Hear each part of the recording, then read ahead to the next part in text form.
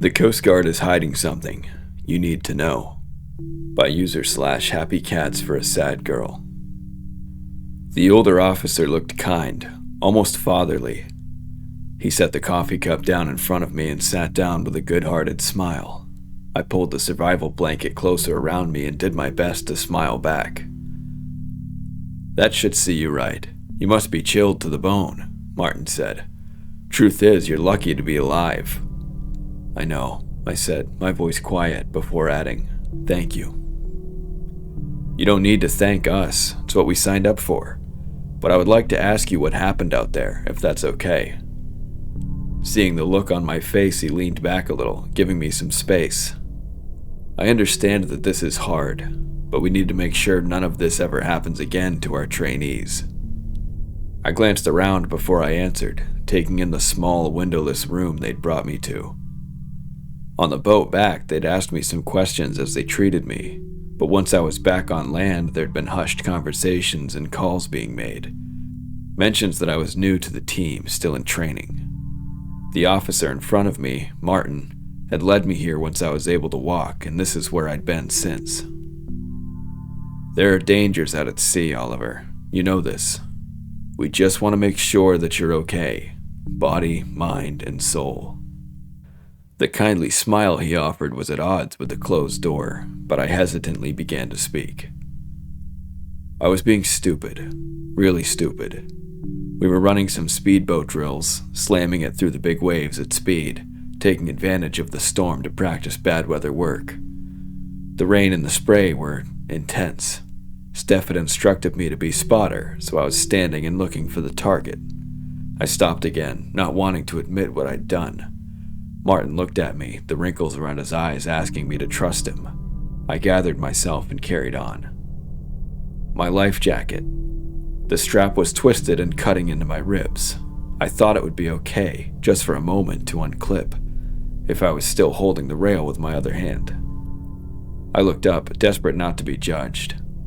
And so, of course, the boat bucks at that moment. Of course, now I've only got one hand holding the boat, and I overbalance, and... "Everyone makes mistakes, Oliver," Martin says, soothing. "I've unbuckled my jacket before. We all have." He paused for a second as I took a sip of coffee to wet my dry lips. "So what happened next?" he pressed. "I hit the surface screaming, so I was instantly swallowing water," I began. I explained it all, the burning salt blinding me, filling my nose. The wake of the boat tumbling me, sending me disoriented and spinning into the darkness.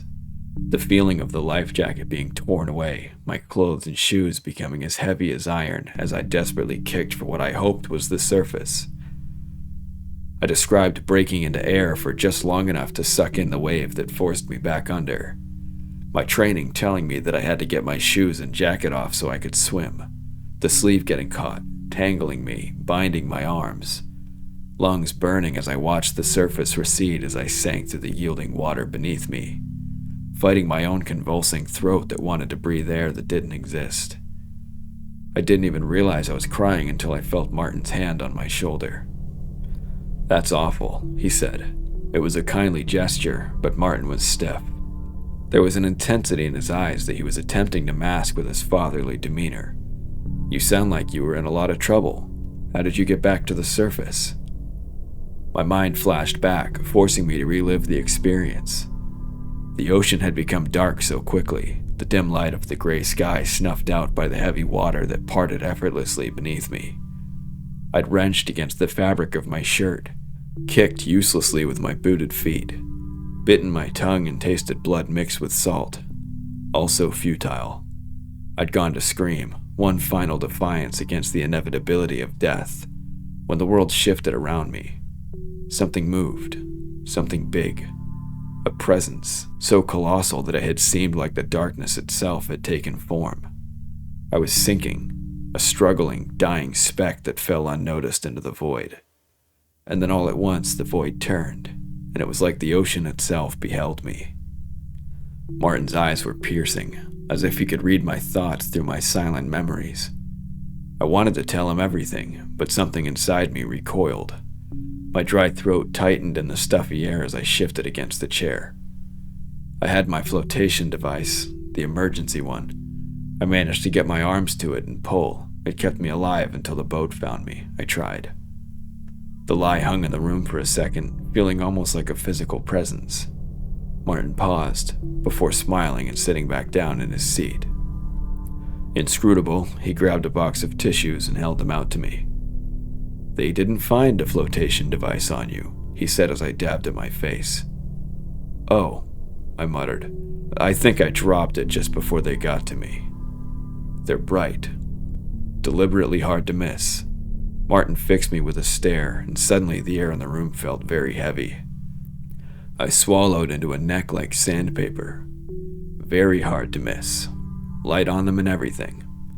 And your story doesn't match what the rescuers saw when they got to you."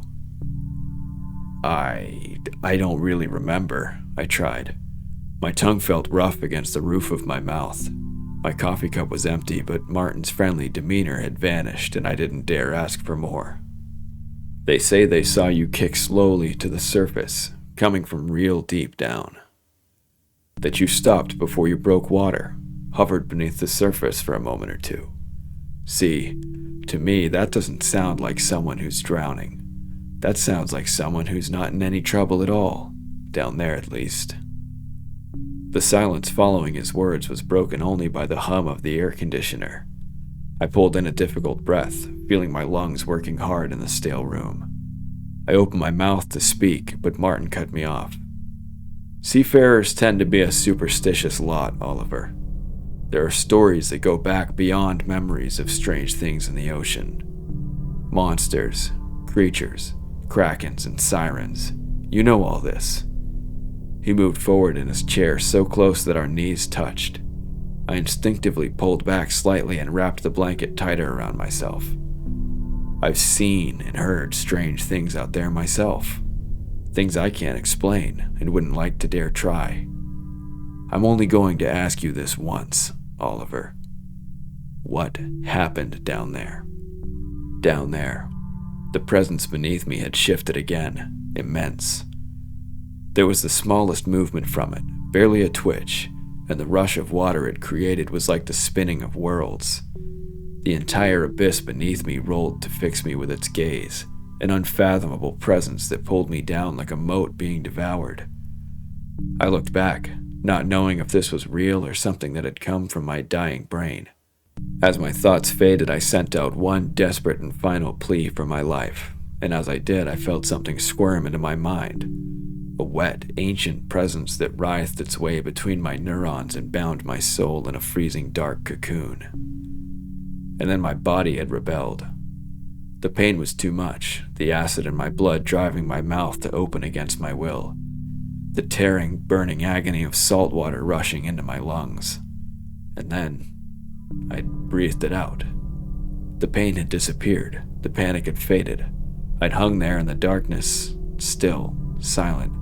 The heavy feeling of cold water washing in and out of my body the only sensation I was aware of. The heavy feeling settled in my mind, unpleasant, though not unwelcome. The presence, the being around me, retreated back, leaving me alone, alive. Martin was still staring at me, a vein in his forehead pulsing. I opened my mouth to answer, to say some lie. Instead, seawater gushed forth, soaking the front of the shock blanket. He stood up, his chair screeching harshly on the concrete floor. "Well, I'd say that does it then," he said, looking at me with something between fear and disgust. "Does what? What are you going to do with me now?" I rasped out. My head swam as I stood as well, but I made sure that I stayed on my feet. I tasted ocean on my tongue. "We're a military branch, Oliver. You'll be taken into custody and held somewhere safe. This isn't your fault, but you're dangerous now and we can't have you wandering free. You've touched them. I'll personally see to it that you're comfortable wherever you end up." "Who are them? Martin, what happened to me? What's going on?" There was a hysterical edge to my cracked voice now, but Martin wasn't listening anymore. "We'll get you safe, Oliver, then we'll explain everything." As the lock of the door clicked open, I knew that this was it. A man and a woman were entering the room, still only Coastguard, both unarmed, but both looking serious. Martin had turned to them to speak, to tell them how I was to be held, but I was already moving, driven by fear and instinct and the powerful, all-consuming thirst. The new man hadn't been looking at me as I barreled into him, and he let out a choking wail as my forehead made contact with his nose. A split second later, I was pounding down the hallways, bursting out into daylight, looking around wildly as shouts and fast footsteps followed me. Without being consciously aware of making the choice, I spun away from the road and pelted across the tarmac towards the beach. On land, I'd be trapped, hunted, found. But the sea offered safety. I fixed my eyes on the lapping waves and redoubled my speed, feeling the hot grit beneath my feet, the dry air rasping at my skin. The water would hide me. I would slip into the darkness and be gone forever. The gunshot rang out as I dived into the surf. I swam wildly, recklessly, throwing water behind me with my arms and thrashing my legs. The low roar of a boat engine came to me, but the water was getting mercifully deeper, the current stronger, and they couldn't catch me down here. Nothing could catch me down here. The icy water welcomed me back, accepting and shielding me as I fled. I've been down here for a few weeks now. The search operation went on for days, but they never stood a chance. Today, a tourist dropped their phone while paddleboarding and I managed to scoop it up. Waterproof technology is wondrous nowadays. I'm writing this to let you all know that Coastguard are hiding things from you. Come and discover them for yourselves. The sea is wide and welcoming, and there's room down here for all of us. There are things down here that love us, things that can help and guide us. Come and join me. The water is lovely.